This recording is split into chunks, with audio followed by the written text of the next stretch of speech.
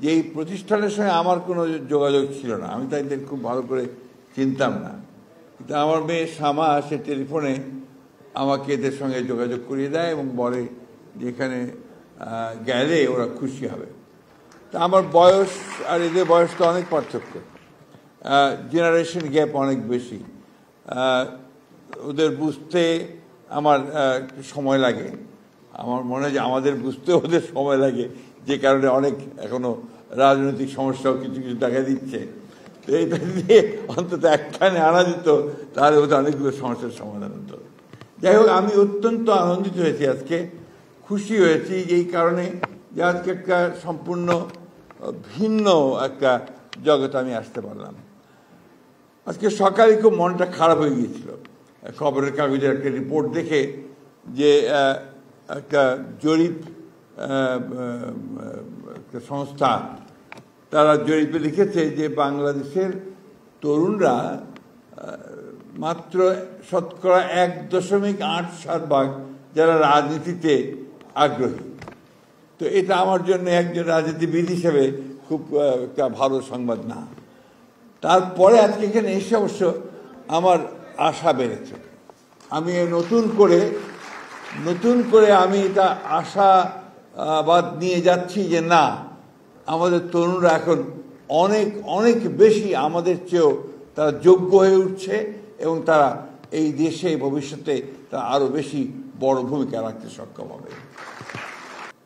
আর আমাদের এখানে আমাদের যেই মন্ত্রী হয়ে গেল সেই সম্পূর্ণভাবে ভিন্ন জগতে চলে গেল। তার সেলিউট, তার বাঁশি, গাড়ির সামনে একটা গাড়ি, পেছনে আরেকটা গাড়ি, এই যে মানসিকতাটা তৈরি হয়, এই মানসিকতাটা কিন্তু আমাকে ধীরে ধীরে ওই ডিক্টেটরের দিকে নিয়ে যায়। আমি কথাটা সেই জন্যই বললাম যে মাননীয় কথাগুলো বাদ দিয়ে কথা বলতে বললে ভালো, মিস্টার স্পিকার, প্রাইম মিনিস্টার বললে তো যথেষ্ট হয়, তাই না? আমরা মনে হয় যে আমাদের নতুন ছেলেরা এই বিষয়টা চালু করবে, তাহলে আমি মনে করবো যে অন্তত একটা বিষয়ে আমরা আমাদের কালচারের একটা জায়গাতে পৌঁছতে সক্ষম হব। সময় তো ভালো যাচ্ছে না, এখন অনেকেই অনেক কথা বলছেন, অনেকেই মন খারাপ করছেন, ভালো রাখছেন।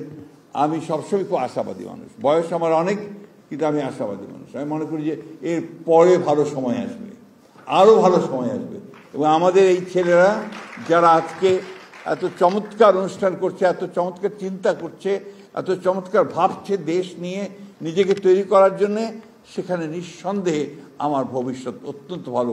আমি ভবিষ্যৎকে ব্রাইট দেখি, আমি উজ্জ্বল দেখি। আমি শেষ করব, আমি যারা এটা আয়োজন করেছেন তাদেরকে আন্তরিকভাবে ধন্যবাদ, কৃতজ্ঞ। তো এই চেঞ্জের সঙ্গে আমাদের পরিচয় খুব কম, তো সেখানে ওই পরিচয়টা বোধহয় আর বাড়ানো দরকার। আরেকটা বড় একটা গ্যাপ আছে কিন্তু, যেটা হচ্ছে যে ঢাকাতে যে চিন্তাভাবনা, আমার ঠাকুর গায়ের নাড়গুলো কিন্তু সেই চিন্তাভাবনা না।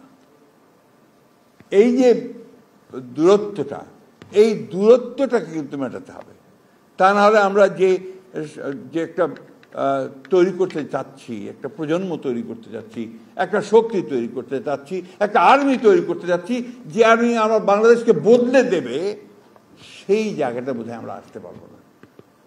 আমি অনুরোধ করব, আমি আয়োজকদেরকে, আমি অত্যন্ত গর্বিত বোধ করছি যে আমি তাদের সঙ্গে ছিলাম অনেক আগে, ঢাকা কলেজের ছাত্র ছিলাম অনেক আগে, সেই বাংলাদেশ সৃষ্টির আগে 1963-65 সালে আমি ছাত্র ছিলাম, আর শিক্ষক হয়েছিলাম 73-75 সালে, ওই সময়টাতে।